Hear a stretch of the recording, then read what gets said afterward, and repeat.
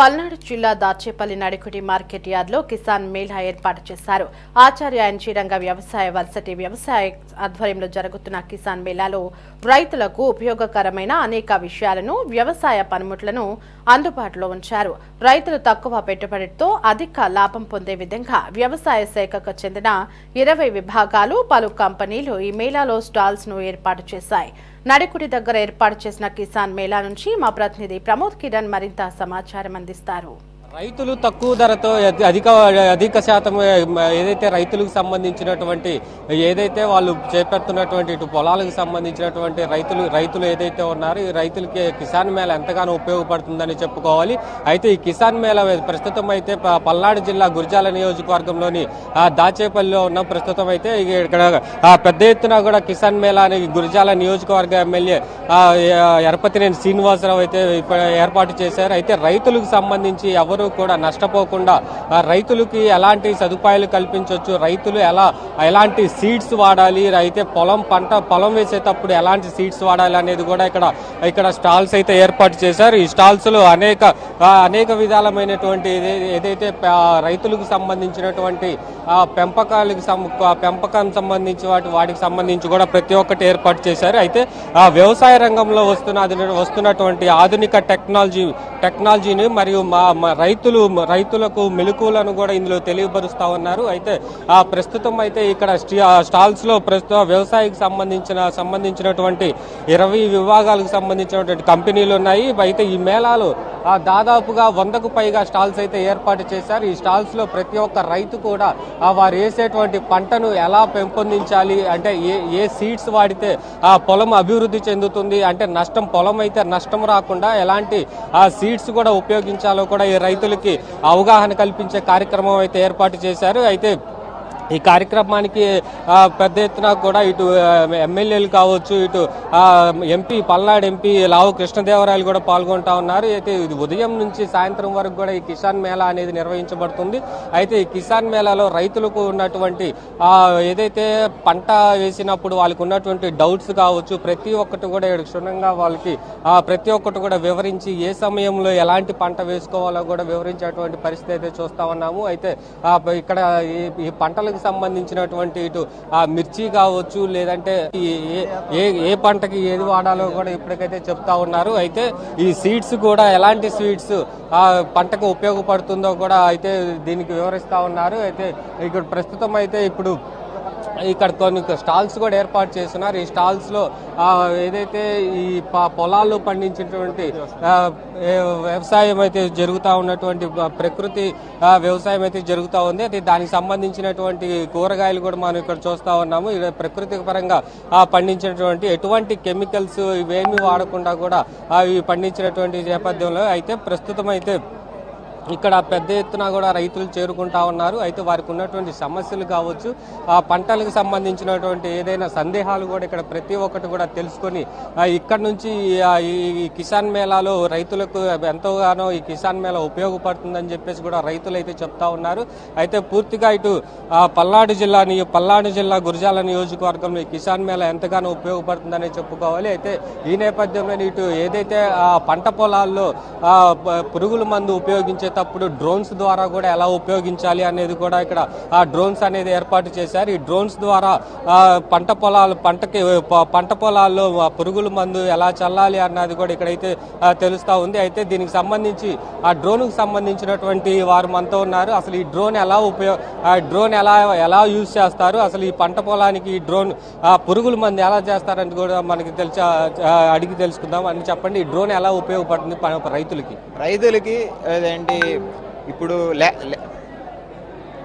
ఇప్పుడు వచ్చేసరికి రైతులకి ఇప్పుడు డ్రోన్ అనేది తక్కువ టైంలో ఏ స్ప్రేయింగ్ కానీ తర్వాత విత్తనాలు చల్లడం కానీ అది త్వరగా తక్కువ టైంలో అయిపోయింది. దానివల్ల వచ్చేసరికి రైతులకు వచ్చేసరికి కాస్ట్ అనేది తగ్గిద్ది, వాళ్ళకి ఎక్కువ ఇబ్బందిగా ఉండదు. తర్వాత కెమికల్ వచ్చేసరికి కూడా ఎక్కువ కాకుండా తక్కువగా కన్జంప్షన్ అయ్యింది డ్రోన్స్కి. అయితే దీని యొక్క టైం వచ్చేసరికి డ్రోన్స్ ఎకరానికి వచ్చేసరికి 7 నిమిషాల్లో కొట్టేసిద్ది. ఇది వచ్చేసరికి ఆచార్య ఎన్జీ రంగ యూనివర్సిటీ కాలేజ్ నుంచి యూనివర్సిటీ నుంచి వచ్చింది ఈ డ్రోన్స్. అయితే జనరల్ గా ఒక ఎకరానికి మామూలుగా అయితే డ్రోన్ల ద్వారా కాకుండా పొలాల్లోకి చల్లాలంటే ఎంత సమయం పడుతుంది? ఈ డ్రోనులతో ఎంత సమయం పడుతుంది? మనుషులు అయితే టైం పట్టింది. వాళ్ళ మధ్యలో పొలాలు చల్లేటప్పుడు అయినా కానీ రెస్ట్ తీసుకుంటారు, మధ్యలో అలుపు రావడం కానీ అలాంటివి. డ్రోన్ కంటే అలాంటివి ఏమి ఉండవు. కరెక్ట్గా ఒక ఎకరాన్ని మ్యాప్ చేయగానే 7 నిమిషాల్లో ఎకరం కంప్లీట్ అయిపోయి తిరిగి వచ్చింది. 10 లీటర్ల కెపాసిటీ. అయితే పూర్తిగా చూసుకుంటే ఇటు డ్రోన్లు కూడా పంట పొలాల్లో ఉపయోగించేటప్పుడు ఒక ఎకరానికి సంబంధించినటువంటి ఆ పొలంలో కనుక డ్రోన్ తరపున పంట పొలంలో పురుగులు మనం చల్లాలి అంటే చాలా సమయం పడుతుంది. అదే ఈ డ్రోన్లతో మాత్రం అయితే ఒక 7 నిమిషాల్లో ఒక ఎకరానికి సంబంధించినటువంటి పొలంలో పురుగులు మందు చల్లి మరలా ఒక 10 లీటర్ల వరకు పురుగుల మందు చల్లే అవకాశం ఉందని కూడా చెప్తా ఉన్నారు. అయితే మరికొంతమంది మనతో మాట్లాడడానికి. మేడం చెప్పండి, ఏంటి స్టాల్ ఏంటి, దీని ప్రత్యేకత ఏంటి? నమస్కారం అండి, నా పేరు అమల కుమారి. నేను ప్రకృతి వ్యవసాయంలో జిల్లా ప్రాజెక్ట్ మేనేజర్గా చేస్తున్నాను. మనకి ఈరోజు చూస్తున్నట్లయితే రైతులందరూ కూడా విపరీతంగా రసాయనిక ఎరువులు, రసాయనిక పురుగు మందులు పిచికారీ చేసి ఆశించిన దిగుబడి రాకపోగా చాలా నష్టపోయి, భూసారం కోల్పోయి, ప్రకృతి పర్యావరణం దెబ్బతిని, వాతావరణ కాలుష్యం అయిపోయి చాలా నష్టపోయే పరిస్థితిలో ఉన్నారు. అలాంటి పరిస్థితుల్లో రసాయనిక ఎరువులు, రసాయనిక పురుగు మందులు లేకుండా ఆరోగ్యవంతమైన ఆహారపు పంటలను పండించడమే ఈ ప్రకృతి వ్యవసాయం యొక్క ప్రధాన ఉద్దేశము. అందులో భాగంగా మనం ప్రకృతి వ్యవసాయం ఎలా చేయాలి, ఎరువులు లేకుండా చేస్తే వ్యవసాయము దిగుబడి సాధించవచ్చా లేదా అనేది రైతులకి పెద్ద ప్రశ్న. అలా మరి ఎరువులు లేకుండా, పురుగు మందులు లేకుండా కేవలం ఆవు పేడ, ఆవు మూత్రంతో ఘనజీవామృతం, ద్రవజీవామృతం ఇలాంటి కషాయాలు తయారు చేసుకొని మనం ప్రకృతి వ్యవసాయం చాలా చక్కగా చేయొచ్చండి. మరి ఇక్కడ ఈ స్టాల్లో ఏర్పాటు చేసిన అన్ని కూడా ప్రకృతి వ్యవసాయ విధానంలో పండించినటువంటి ఆహారపు పంటలు రైతులు స్వయంగా వారే పండించి తీసుకొని రావడం జరిగింది. ముఖ్యంగా మనం PMDS విత్తనాలని ప్రీ మాన్సూన్ డ్రై సోయింగ్ అంటాము.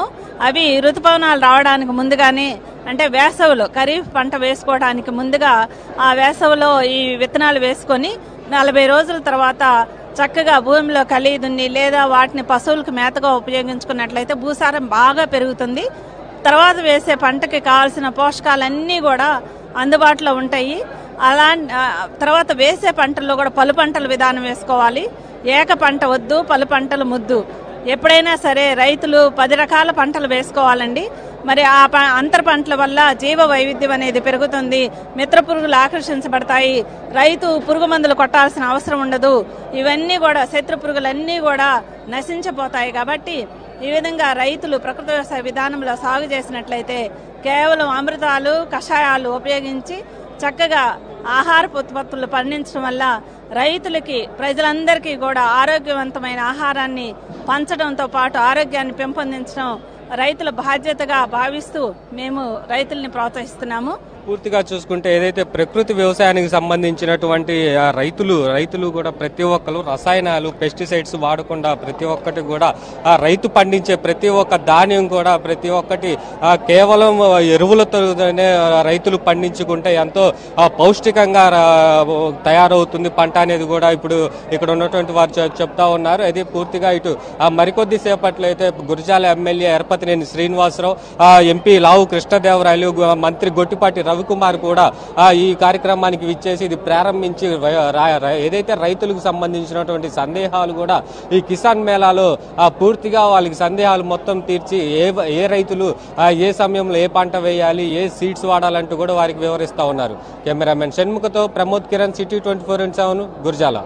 మరిన్ని అప్డేట్స్ కోసం సబ్స్క్రైబ్ టు సిటీ 24/7.